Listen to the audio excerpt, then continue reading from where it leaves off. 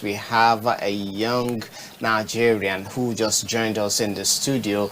She's a grassroots politician and she goes by the name Princess Zara Mustafa Aldu. She's also the chairperson APC Progress Youth Forum, right? Progressive Youth Movement. Progressive Youth Movement. It's good to have you join us in the studio. Thank you for having me. And happy Independence. Happy Independence Day to you and all Nigerians. Okay, Ayuba, you want to go with the first question? Okay, first things first. A lot of people, well, your title is kind of ambiguous, so we would want some clarification as far as your position, of course, the group and its effect in inspiring the next, how will I say, youth movement. Okay, so the Progressive Youth Movement is made up of young Nigerians that cut across the spectrum of all aspects of life, from business people, politicians, career people. And what we've tried to do is identify young people who are doing great in whatever they're doing, and also helping them to understand that it's okay for you as an individual to do well, but we need to start thinking about the collective good of the country. So we're coming together with all our different, expertise, resources, finances, etc., to try and, first of all, we are, obviously you do know that I belong to the APC, but the group isn't just, some people within the group are not even necessarily politicians, they're just young Nigerians who mean well for the country. So what we're trying to do, first of all, is, like, everyone knows, for you to have any say politically, you must belong to a political party. If not, you're just you're an activist who's just speaking from the sidelines, who cannot actually make any positive difference. You must belong to a political party. So we fully identify with the APC. Okay. And what we're trying to do is work on building the APC and making it a better party, because we need to make it comfortable for Nigerians to know that good people can be in politics. There's this stigma about being in politics, and politics is for the bad people, politics is for this, politics. No. We want to change the narrative. Good people can be part of politics. Well, it's good that you're talking about the need to change the narrative, but over the years, we know that we have this challenge with Nigerian youths, in the sense that they always find it difficult to break that ceiling, to find themselves in leadership position. And sometimes back, I know we have this not too young to run, act now, because it's now an act. Do you think that Nigerian youths are ready to take up a leadership position? I think it's funny when we say Nigerian youth, because many of us now who are, vying for one position or the other, honestly, we can't really call ourselves youth. I'll use myself as an example. I have an 11-year-old. I have 3 children. So I don't know how young, this term youth is. But I would say the younger generation of Nigerians who are now ready to take position, I feel we are ready, to be honest, because we've excelled in every other capacity. The entire private sector is being held by this generation of Nigerians. Okay. The entire private sector, to be honest with you. In fact, even if you look abroad, majority of the Nigerians, say for instance in America, there was a 30-something-year-old who was, several young Nigerians have been infused into very powerful positions across the globe. So I know that this generation has the answers to our problems. I don't believe that we can work in isolation of the elder generation, but I feel that it must be an infusion between this generation and that generation to actually achieve the Nigeria of our dreams. Okay, so far, what would you say are the kinks you have worked out in that regard, especially in reference to your political party? Like everything that you want to do, you will face challenges. In fact, sometimes you face challenges from even people within your own generation. You'll be surprised that people that you think you should be working with, people you think you're fighting for, are the ones who would at first fight you, because change is uncomfortable.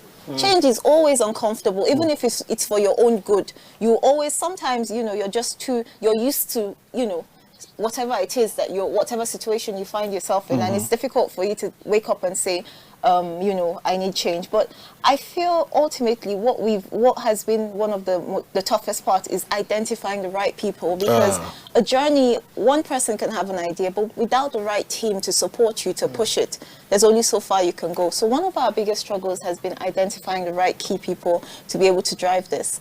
There's so many. I was told a story not too long ago, during the summer break. I went to an African country, and I was told it was Côte d'Ivoire, and I was told it took only 5 men to change the narrative. That's before the war that they had. Wow. And now, today, the country is beautiful, it's excelling, it's working. So the truth about it, yes, it's a lot smaller than Nigeria, but believe you me, if we can identify 20 people, 20 young people who are patriotic, truly patriotic, country first. Yes, we all want to excel. There's nobody who doesn't want to succeed or live a good life. Definitely. But living a good life should not be at the expense of destroying the country. Okay. That's the truth. We need to be realistic with ourselves. You can excel while also doing the right thing. That it's not one or the other, you know, and that's the mindset that all young Nigerians have to have. We're not going to do things that are going to, anything that is going to affect our country negatively. No, this is not for us.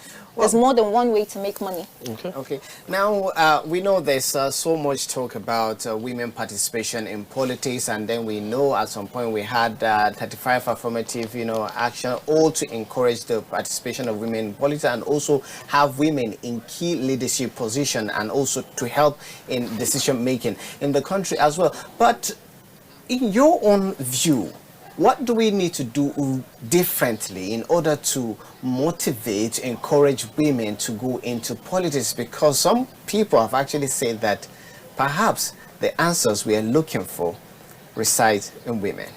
I'll be honest with you, Nigeria is not where we want it to be, right?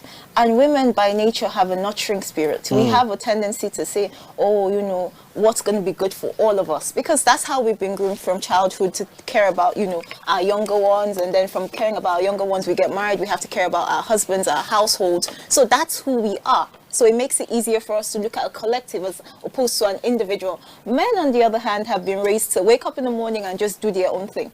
So I feel at this stage, yes, having more women in positions of authority will be very good for the country, just simply because of the mindset of how women are. I feel ultimately that you can't fight every battle.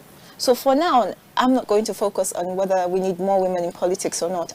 This has been my agenda, a generational shift in power. And not because I aspire for any position, I'm going to be honest with you. Okay. I just want to be behind pushing and making sure that more young people get into positions. That's the truth. I feel that until Nigeria is able to do it differently, until we're able to infuse the young and the elderly, we are not going to go anywhere. Nigeria cannot succeed with only young leaders, and it cannot succeed. We see already it can't succeed with everybody being elderly and being cut off from the reality of what is going on across the globe. We have all the resources to compete.